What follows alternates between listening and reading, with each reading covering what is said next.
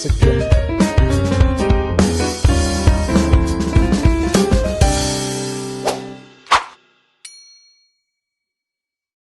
A very warm welcome to you all. I am Saibi Wale, your host for the program, and welcome to another episode of the Legal Services with Saibi Wale. Today with us, we are going to be discussing a very important topic in our society because our day-to-day lives revolves around the law, but we do not know. So today I'm inviting a very important guest, Aisha.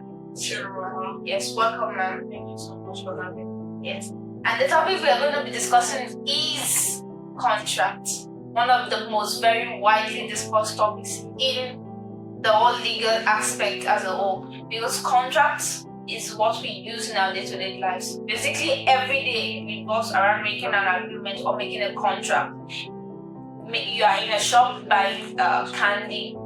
The money you use in buying and the candy you are getting basically constitutes an agreement. So today, Aisha Siroma is going to be explaining both an agreement and the contract law. So, ma'am, what's your view on agreement and contract? Okay, first of all, agreements.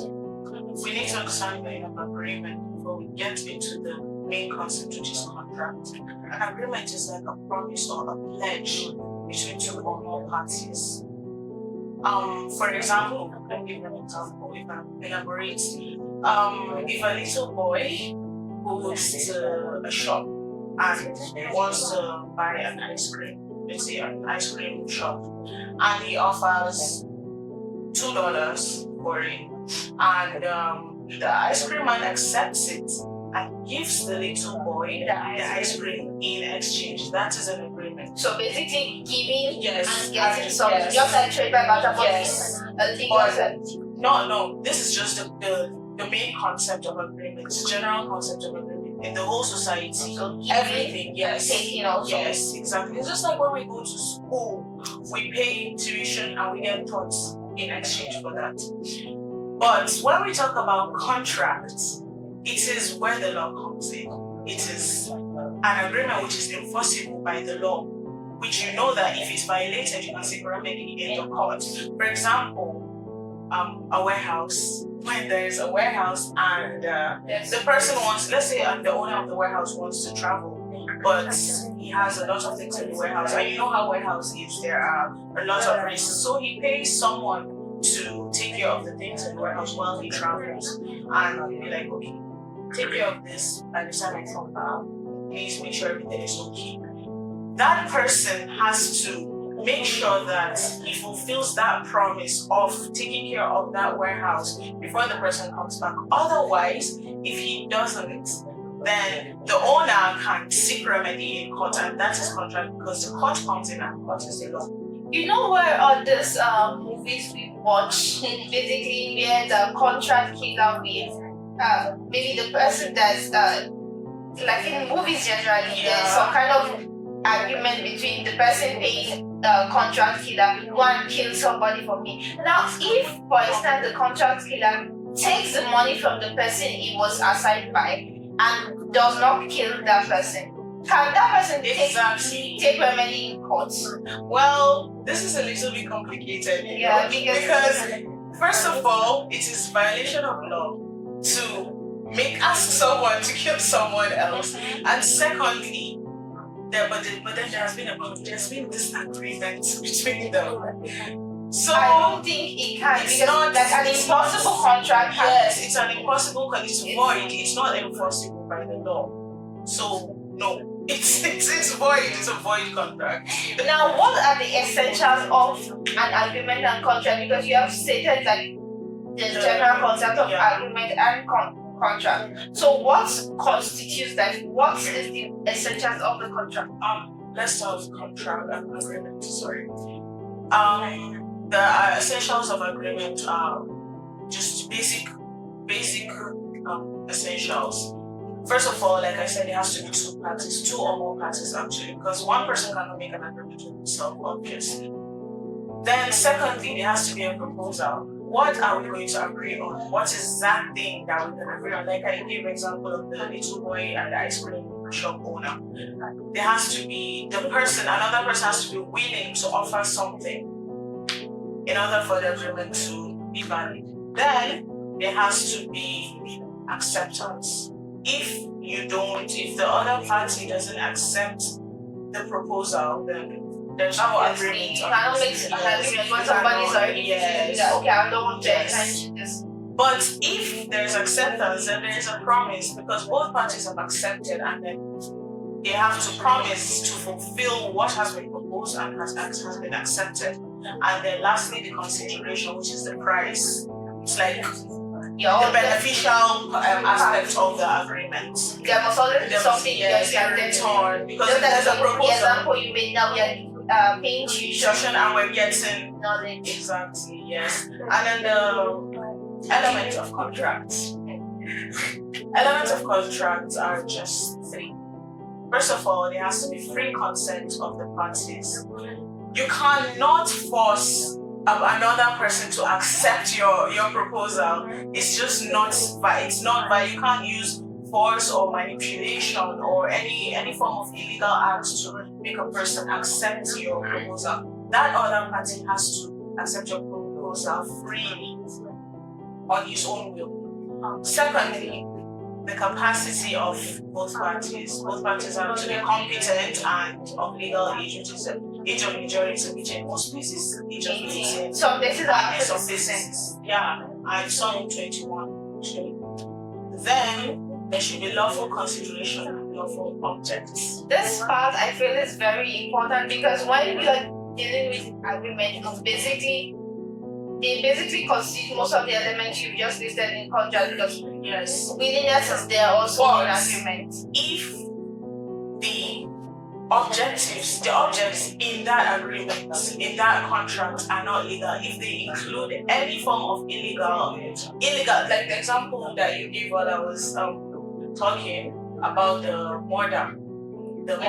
contract between the contract killer and that is illegal, and that makes an agreement. When you are telling your girlfriend that stay with me till for life, and I will not marry you, I will buy you dresses. That makes it impossible. Yeah, because an impossible contract is impossible contract. You cannot start a contract with an impossible act. It doesn't work that way. First of all, there should be free acceptance. A person has to. And legal reasoning. Some people do not understand this. They think if we're in a contract, they'll be like, yeah, but we agreed. Yeah. No, we didn't, because they are giving you money for something. Yes.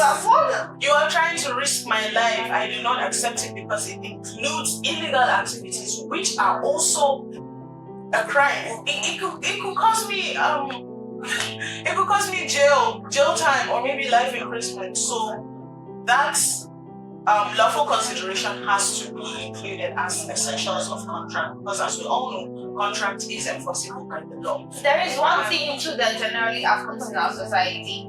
Like maybe you are drafting rent agreements with your landlord also.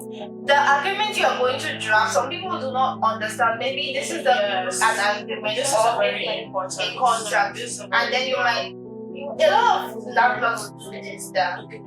There are lots of landlords actually violate the rent agreement. Or the tenants too. It goes both ways. Or maybe when your landlord is saying that, please, I have seen somebody that will pay me higher than the amount you are about to pay me. And it is happening, and it's still happening in certain places around the world. Wrong. But first of all, what people need to understand is rent agreement is a contract. Yeah. It is a contract, and it is actually valid contract, because you as a tenant, you agreed to stay in this house and follow the certain rules. Let's say in the rent agreement, it states that do not make noise after so time, clean the house, certain rules and regulations. Yes, and the landlord also agrees to certain rules, like, okay, I'll pay you your rent every month, or no, every 3 months, rent of certain amount, maybe $2,000 per month, or $2,000 or $4,000 in 3 months. And then the most common thing is that if the landlord sees somebody that will pay him like $5,000, say leave my house. He can decide to tell you to leave the house within your first month, or after you've paid the money, within that duration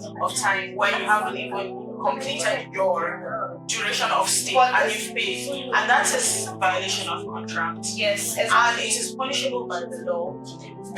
The first thing a person needs to know while going into a contract with a landlord or with any land or owner, Any property, you have to understand that first of all the agreement must be followed. If your landlord is saying pay me 100,000 rupees or 100,000 naira today for this land for a month's rent, and then tomorrow the landlord comes that okay, after you've paid, the landlord comes tomorrow and says I want 200,000 yes, or you leave my land. that is impact. After signing the agreement, this is wrong. You have can both take signed remedy and from the both courts. agreed, and that's, yes, you can seek remedy from the court. And why do you think, if anything occurs, maybe if it's in a society, for example, since it also requires rent agreement between the tenant and the landlord, if the maintenance or any other person wants to give you an issue, you show your rent agreement showing that, look, I have a contract. This is binding by the law. And if you try to violate me,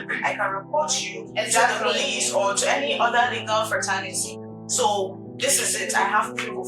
So all these are very important. And Why you need drafting to the know. contract? This is why people need to know their rights, because some people don't know that legal rent agreement can actually bring them remedy. A lot of people just get scared, because landlords use this force and manipulation and bullying to take the people out of the house or out of the property. And people need to know that you have rights. If you have rent agreement, you should seek remedy in court. My landlord is maltreating me and I need this remedy. And also there's another important thing, when the landlord is not taking care of the house, because in the agreement there might be a place where it states that if there's any damage, it is under your security fee, maybe, for example, because you always have to pay security when it comes to just rent issues in most cases, most especially apartments. The landlord there might be a damage which you haven't caused, maybe a water leakage or something. That was in the house before you moved in. Might be in the house before you moved in, or maybe house water is leaking from either above or below. That is the responsibility of the landlord. And he refuses to maintain that, which he has stated which he has stated in the rent agreement. You can seek remedy in the court. So please, also get your rent agreement. Yes.